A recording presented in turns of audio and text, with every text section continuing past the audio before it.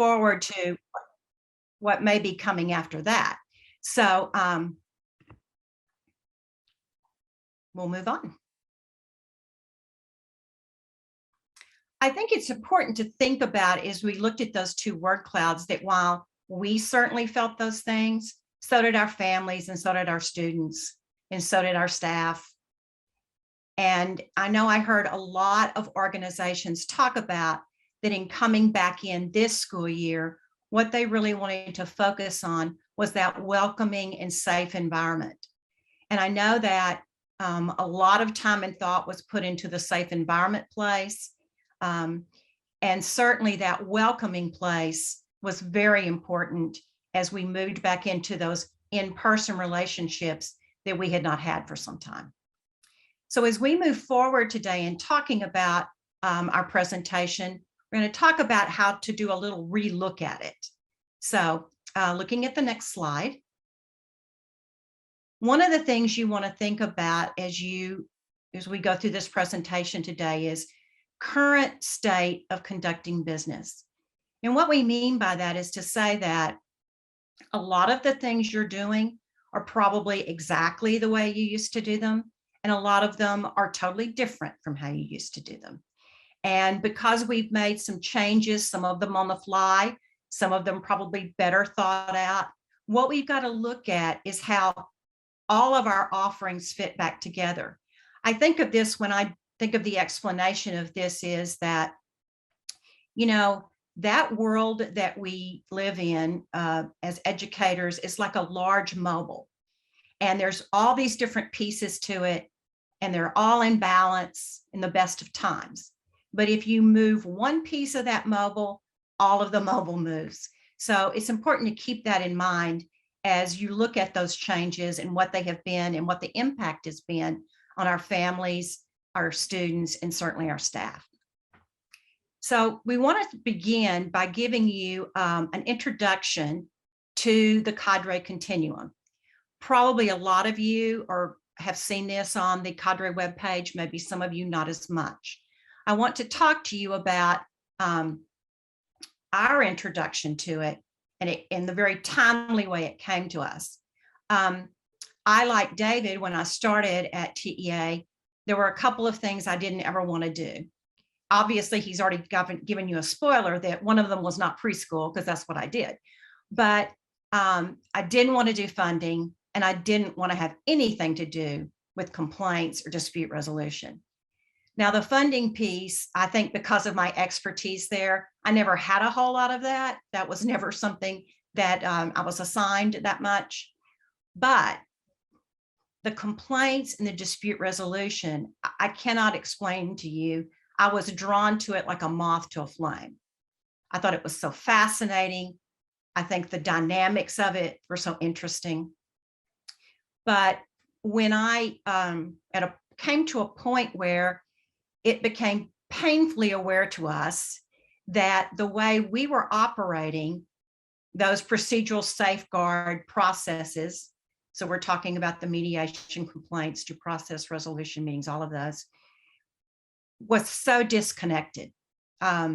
Those were all housed in different aspects of our agency.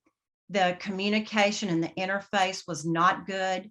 The data keeping was not good. We knew we had a problem. So we were really looking at how we could address this and address it in a way that would make sense for our organization. And I had been very aware of CADRE.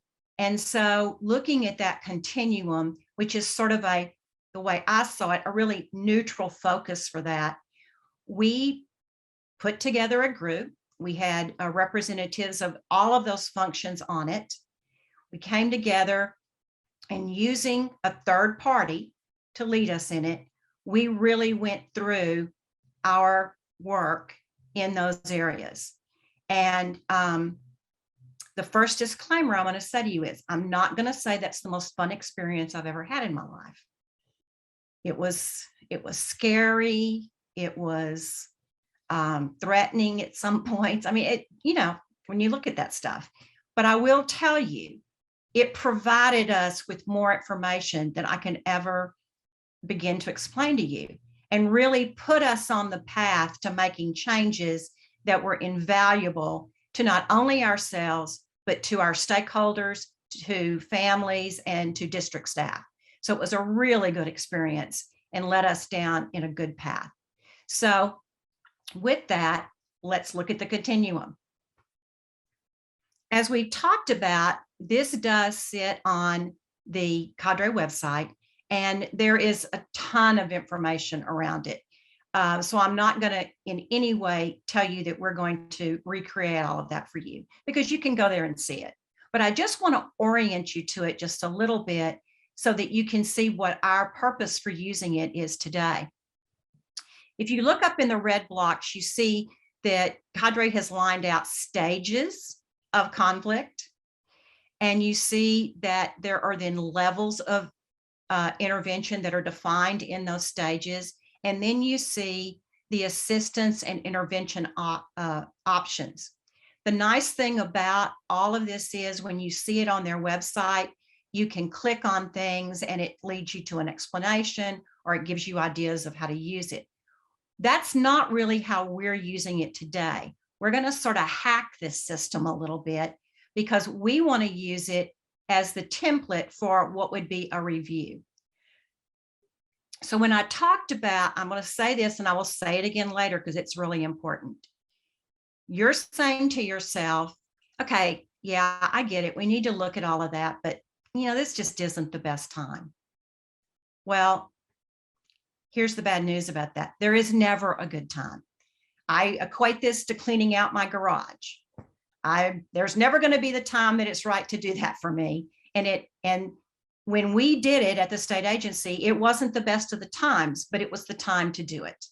So I hope you'll think of it that way as we move forward.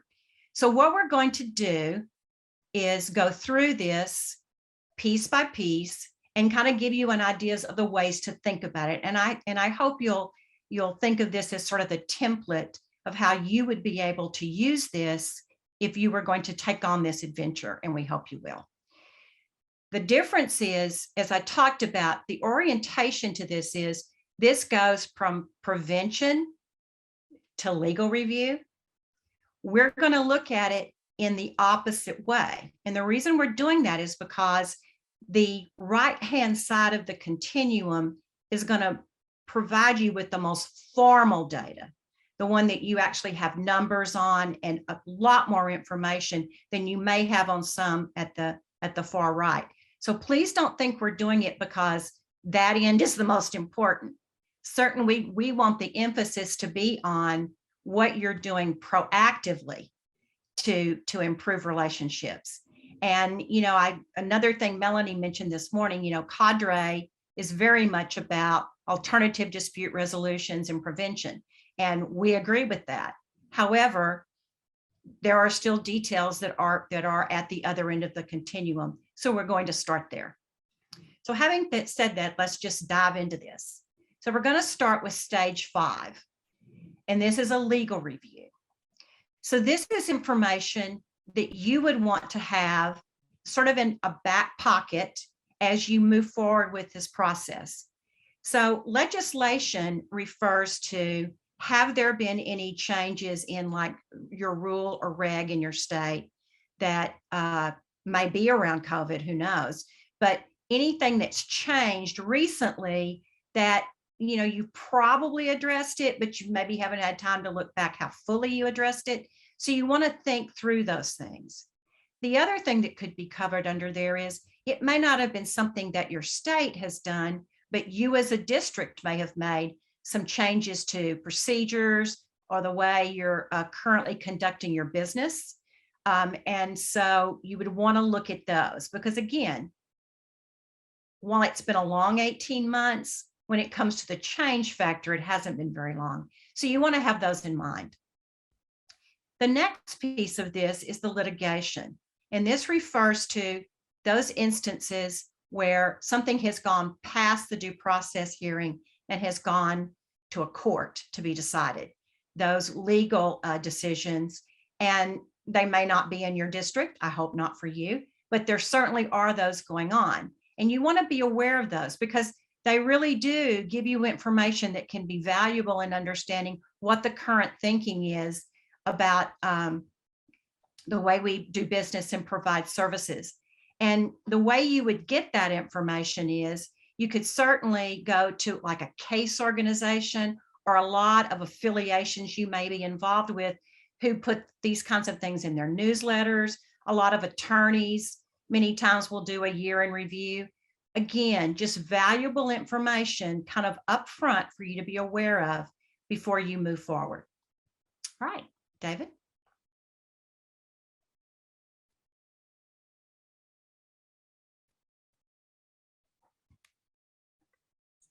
How about I unmute myself? There we go.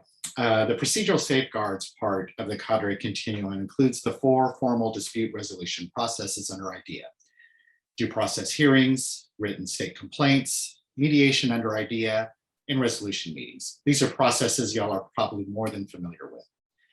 These federally required processes provide us with the most quantifiable data available on dispute resolution. Data like the number of signed written complaints, the number of mediation agreements, the number of resolution meetings with written settlement agreements, the number of hearings fully adjudicated, just to name a few. States collect this effort data and report it to OSEP each year in the form of the annual federal data report on dispute resolution. The numbers collected and reported from the processes provide us with one level of information around the effort of implementation. But what is the real story behind the numbers? The qualitative information behind the numbers is rich in information that can be used to inform your program of possible challenging issues. Let's consider complaint data.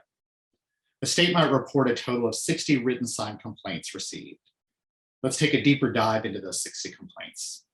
Within those 60 complaints, what were the allegations, substantiated or not? Perhaps 10 complaints centered around issues with child find. Of those complaints centered around child find, how many complaints were brought on behalf of a single student or on behalf of a group of students? Where did the complaints come from geographically? This could mean certain parts of your state or certain types of districts, be they urban, suburban, or rural. What part of the pre-K through 12 continuum did the complaints arise? That is, at the elementary, middle school, or high school levels. By disaggregating the data, you could possibly identify campuses where processes are breaking down. In reviewing findings from complaint investigations, did it validate similar findings identified in the state's monitoring system as it looked through child find compliance at the school district level? Another consideration is looking for patterns in the time of the school year that engagement with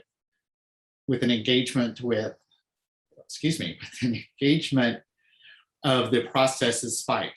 What might be the factors that are driving that spike? At the local level, a school district may find a small number of complaints, but analyzing the data in the same manner to determine what's going on will still provide valuable information, perhaps letting you know that a finding is a result of a procedural error, something that is find and fix, and not an indication of systemic noncompliance that needs to be thoughtfully addressed. Now let's consider mediation data. We'll keep it at the local level since it's at that level that you know what the issues are. So what's interesting about mediation data is that you can look at complaints, you can look at issues related to compliance with federal regulation as you would with complaints and due process hearings, but also any issues that are causing conflict, any other issues that are causing conflict between parents and schools. For example, it could be something about the classroom, interactions with teachers and schedules, et cetera. Look at these other non-IDEA related issues might give you insight in areas to improve of your program that you might otherwise have not been privy to. So here's my point to ponder for the chat. When you've looked at your dispute resolution data, what insights have you gained that led to improvement? I'll give you a little time to think and type in the chat before moving on and grabbing a drink of water.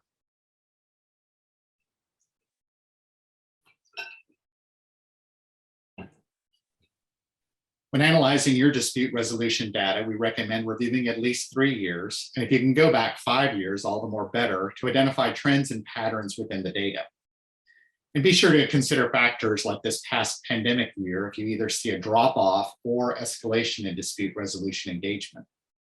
It's also important to see all the data from each of the 4 formal processes together.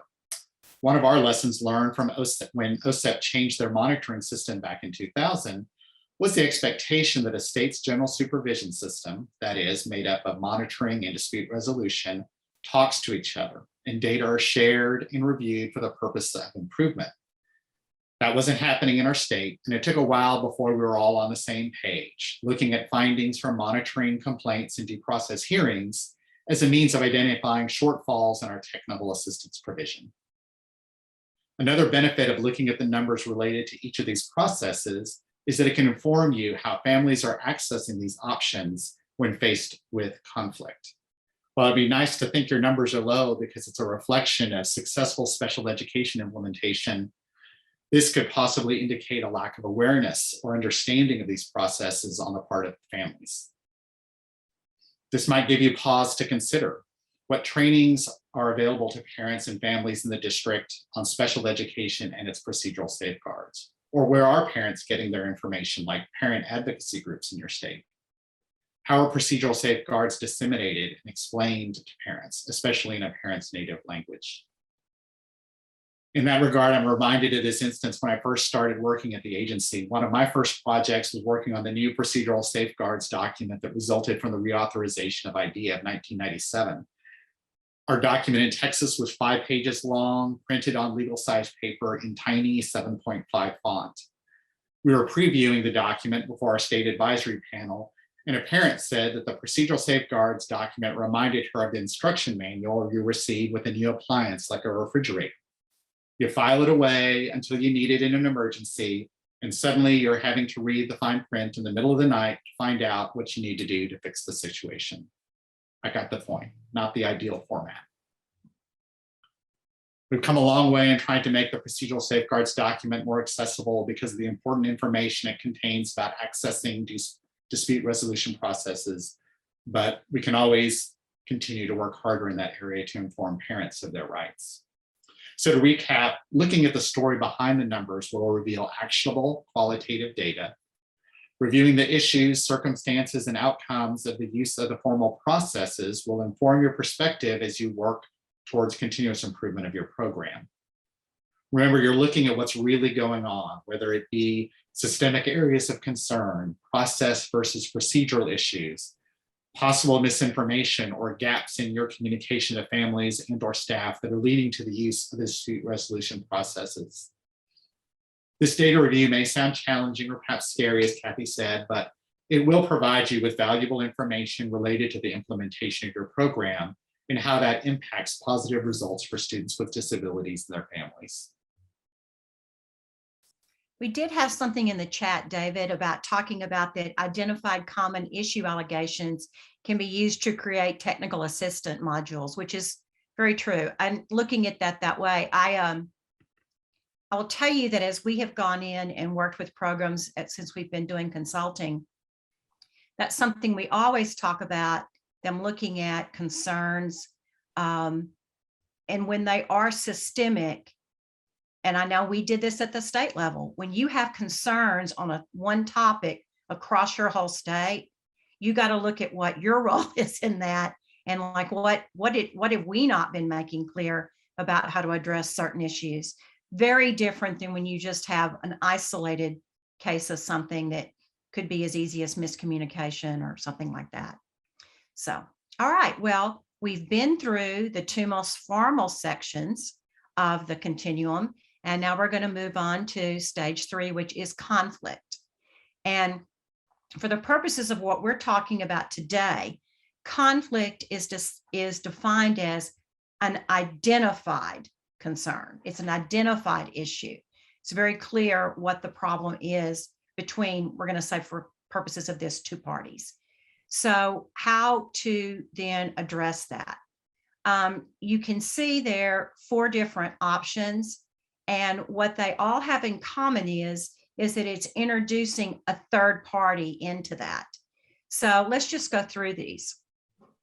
That third party opinion refers to where you have someone who is designated as, this is their role, that they are going to contact the 2 parties figure out what the concerns are, and then try to work with the parties to clarify, to really understand. I can't tell you how often when I was at TEA and talking on the phone with either a parent or a district that was seeing an issue, and it was clearly a lack of communication. What someone said and what someone heard were totally different. So this is someone who's doing that problem-solving work to try to figure out where the discussion or the decisions went wrong. An ombudsman is sort of the same thing, but a little more official in that a lot of districts may have these. You may see these sometimes at the regional level, but it's someone whose sole job is to do this type of work. And it's very clear they are the person to contact to help work that through. And the important thing about introducing these third parties into this process is this is somebody who is very aware of how the district operates, what the standard operating procedures are, and how things are carried out, how they're viewed, so that they can really relate it back to that to get an understanding of exactly where the discussions went wrong or south. So I'm wondering how many of you have someone in this role in your district or organization. So if you'd like to reply in the chat, we'd like to know that. It'd be interesting to know. The mediation model, I think you're all very clear about what mediation is. Now, this is outside of the more formal one that we have under procedural safeguards. This is where you may have just someone in that role that is a mediator that is trained to work with parties to help them come to a consensus or an agreement to take care of this identified situation that has caused conflict, and to get a better understanding among the parties of what's going on and try to get resolution from it. I think a lot of these types of mediation models do not even necessarily always end up in some sort of an agreement document. They're just someone who's a third party helping everybody sound out what's going on to understand it. The last one here is facilitation. And the facilitation that we're talking about here is when you are introducing a third party into your process to facilitate an IEP meeting. So in other words, you've had an IEP meeting that ended up being adjourned because you reached some sort of impasse, and it got heated enough that there's the thought that introducing someone in to lead the meeting. Now, again, they're not there to have any content. They won't have knowledge of the student. They are there just to make sure all parties are heard and all of the important items are addressed and move forward through the IEP process. A lot of states have these models available in them that districts can access, and there's a real range of how those can be accessed. For instance, in some states, and I think a lot of times this is a smaller state, but they have a group of trained facilitators, and any district or parent can contact the state, explain the situation, and request someone that is that independent facilitator to come in and lead that meeting. Now, obviously, one person can ask for it, but the other party does have to agree to it, because of course, if you have somebody not agreeing with the facilitation, it's really not going to serve the purpose that you want it to. In some states, and this would be true in our state, when an IEP meeting reaches that impasse and is adjourned, either party can contact the state. We have a group of trained facilitators, but it's at a 10-day, when you've adjourned for that 10-day, for everybody to cool off and come back, it's got to be that level of an impasse to use it. So again, it's probably going to be very different in your state, but it is a really viable way to take care of these issues of conflict. Do we have anything in the chat, David?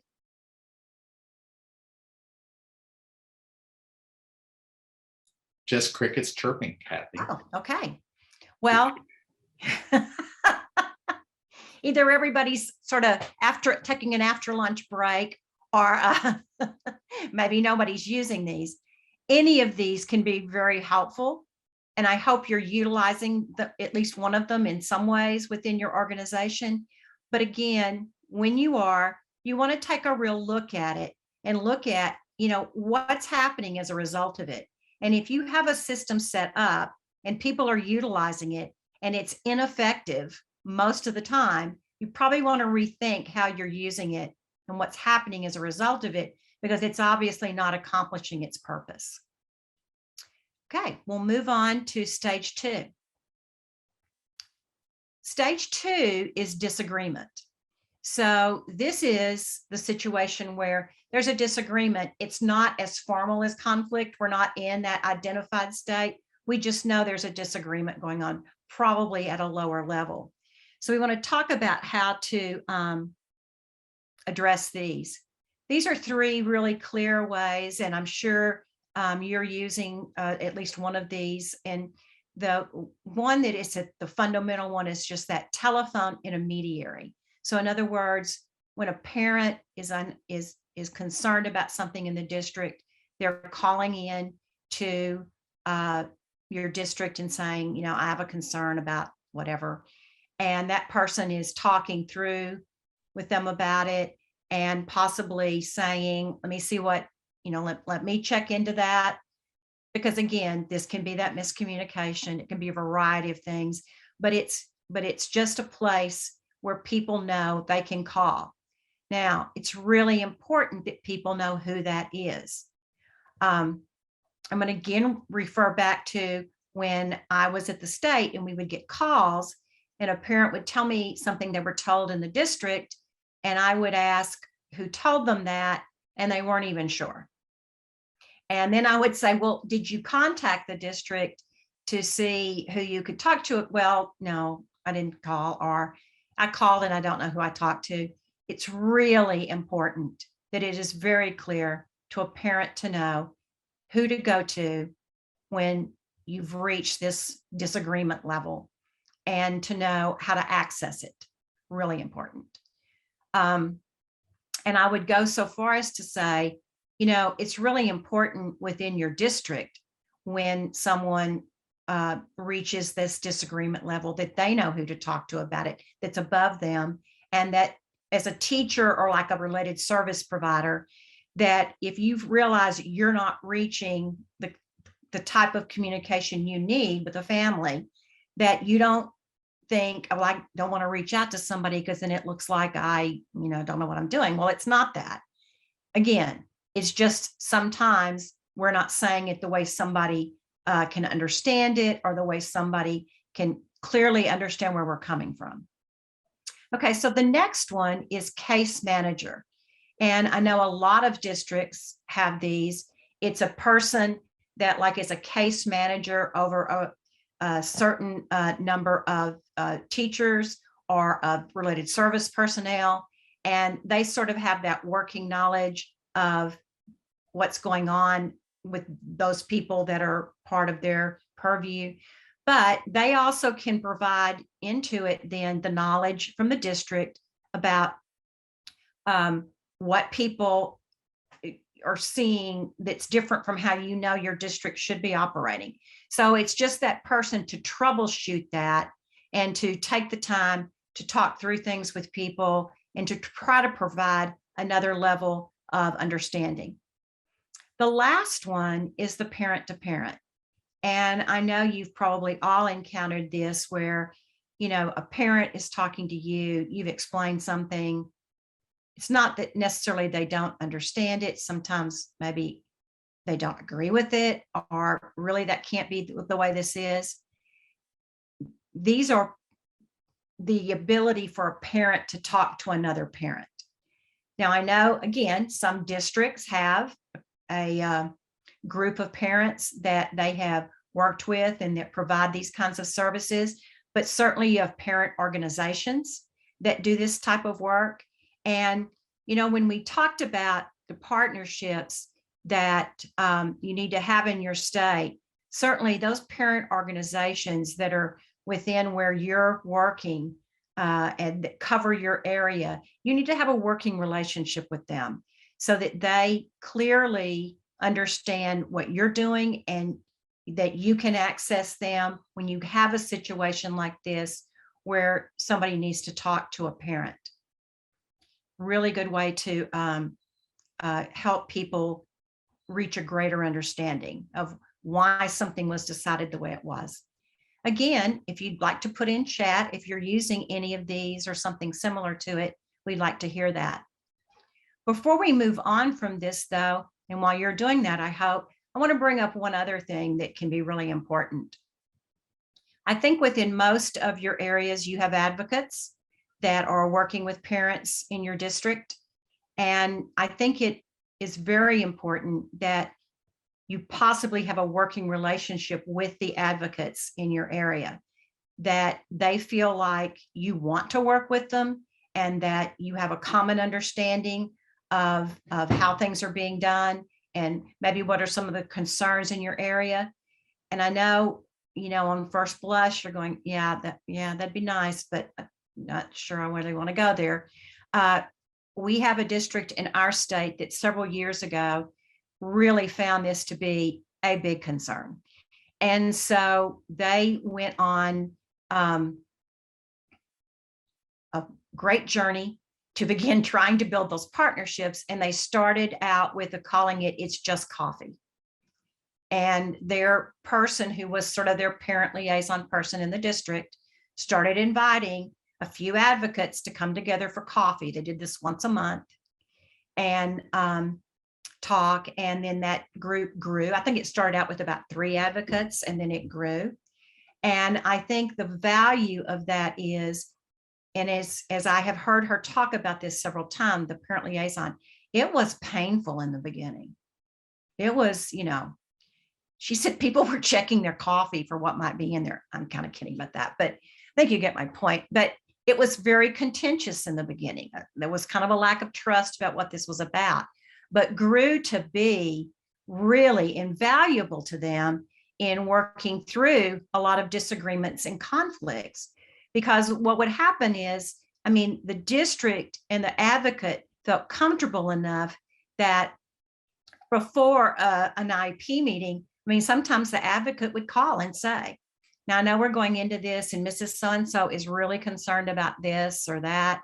And I just want you all to be aware of it and, kind of a heads up. And then, a lot of times the person they'd call would say, well, here's where we were thinking of going with this because that's kind of in keeping with where we've done some other things. Does that make sense? They were actually problem solving. And that was just a great thing for everyone involved. So do we have anything in the chat, David?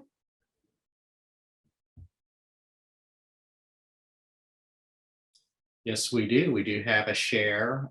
South Dakota has a partnership with their parent TA center where they offer a program called Navigation. The program has regionally based navigators who are neutral parties who assist both parents and districts navigate processes and attend meetings to improve communications. Great. I love that term, navigator. That's great. Okay. All right. We're moving on to the last stage, but in many cases, obviously the most important, because, what hopefully is happening is if you get this area right, your chances of some of those other things happening is certainly lessened. So let's talk about this. We're going to start at the bottom. We're going to start with family engagement. And I have to tell you, this morning, the first breakout session that I attended was about communication and engagement. And as they were talking about engagement, they use the term intentional. It's intentional communication, which I think is just so clear about what this is. there are times we must engage with parents. And then there are a lot of times we should engage with parents. And those are the ones that I think are probably of the greatest value right now. So it's important that we're reaching out with general information, what's going on, what's coming up, what's happening within the program, so that parents have a clear understanding of that. But also on that one-to-one, since I have been out of the classroom, which was a long, long time ago, I know now when I talk to people who talk about getting text messages from students' teachers. And one that I will never forget is that a young man had done really good on an interval test he was doing, a student with a disability, had an interval test and had done really well. And the teacher had sent a text of him holding up the results, and he had this big grin on his face. And I thought, oh my gosh, how wonderful would that be to hear and see. So I think that intentional engagement can be so important. And I think that the best way to do that in your district. And if you don't, you need to explore it, of how you're getting information out. Because I'll tell you, again, in talking with parents, those that I find the greatest satisfaction in their programs they're saying things like, I don't have a lot of questions because I feel like I'm getting so much information. But if I do have a question, I know who I need to talk to. I mean, that is the best. That's the best it can be. So really want to think about that one and how you're engaging with people. Okay, let's move up to use of the FIEP process. Now, this is different from the facilitation we talked about before. This is where, by design, you are using facilitation in your IEP meetings. And that can be a real game changer. And you've heard those stories, I know I have, in so many places, where they realized that, parents felt like they were there as a guest. They didn't feel like they were a part of it. They didn't feel like they were heard. This can be a game changer. The use of those agendas that everyone can see, the use of jotting notes down within the meeting so people can see what they are when you're doing some kind of decision making. Someone there to intentionally make sure that every person feels like they've been heard and are asked and know that their opinions are valued. Really important. So if you are doing that, you want to see, I think, that little bit at the very end of saying, how did the meeting go? What were the best, what were the successes of this meeting, and how could the meeting be different? That's really valuable data, and one that you can take to the bank. And if you have people telling you ways it could be better, then you need to remember those. And if it's something you can change, you need to change it. Again, this is a much more informal data source than when we talked about the other end of the continuum, but a very important one. Okay, moving up to collaborative rulemaking. So I'm going to define this of how we use this at the state agency. When our legislative sessions were going on and we knew we were going to be making on something, we would certainly do our due diligence to get ready for it, to gather data, to gather information. But then we would have stakeholder meetings where we were talking to what we like to call the usual suspects. You had people that were involved in your process coming together and giving you input on it. In other words, here's our thinking, and then getting their thoughts on it. Now, I know if you're in a district, you probably don't do a lot of rulemaking, but you do look at how you're going to address big issues, or if you're going to make changes in policy or something you're doing. And again, engaging those people that are going to be the recipients of it is very important. That's true for your families. It's certainly true for your staff. It's true for organizations that are very involved in your work, to get that real consensus of where things are. And, obviously there are times when somebody says, well, I think we should do it this way. And, you want to go, yeah, me too, but we can't. But explaining why that's not going to be feasible because, and you're explaining it, it's clear. You're not saying we can bend over that way, but there's a reason we can't do it. So people feeling engaged and a part of it can be a great thing. Stakeholder Counsel. This is a group of people, and again, it's that same usual suspects, but they're not coming together really for one purpose that you've identified. This is an ongoing group that you meet with that is it kind of like an advisement council to you. And that can be really a good way to engage people. And a lot of the parents that you have on there could become some of your parent-to-parent people. But I'll tell you that in our state, it's been many years ago, but we actually had a rule that districts had to have this type of council that met, I think, quarterly at that time. And several years later, that went away in a legislative session for a variety of reasons. But I know a lot of directors told me they continued to do this because they saw the great value that it was to them as well as their stakeholders of a way to come together to discuss sometimes not that big a deal issues, but certainly some of the big deal issues. And I would tell you that this type of group, when you go through the process we've talked about internally, where you've used the continuum, gone through your processes, seen what you have in place, you've seen what's working, and then you have some thoughts on what that data looks like to you, involving this outside group in it, that can buy you a lot of credibility. We knew we needed to do this. We spent a lot of time internally looking at it, going through our data, putting it out there and deciding what we thought it meant. We want to show it to you. We want to get your thoughts on it. Very helpful, can be really helpful.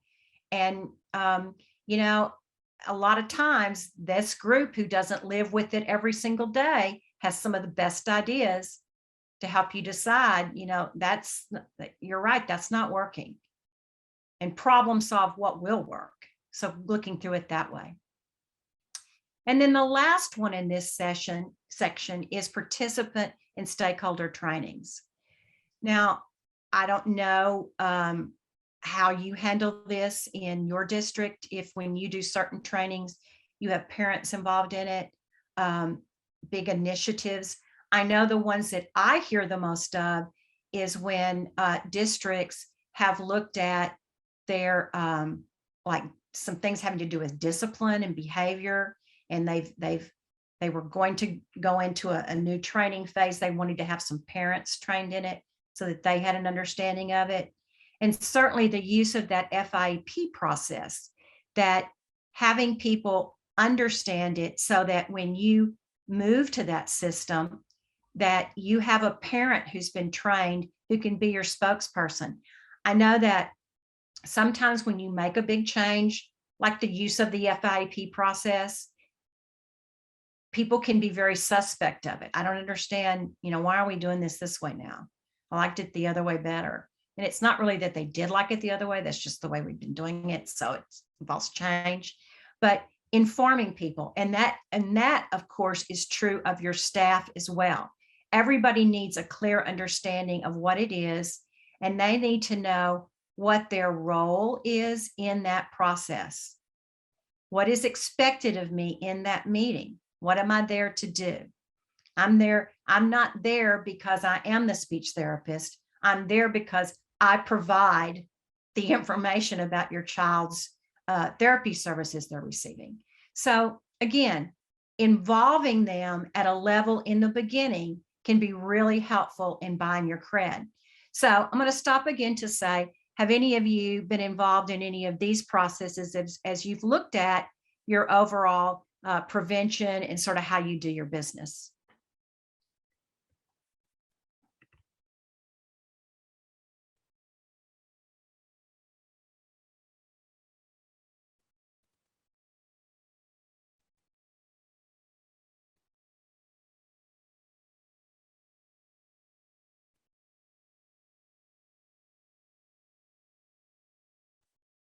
Well, I'm not seeing anything.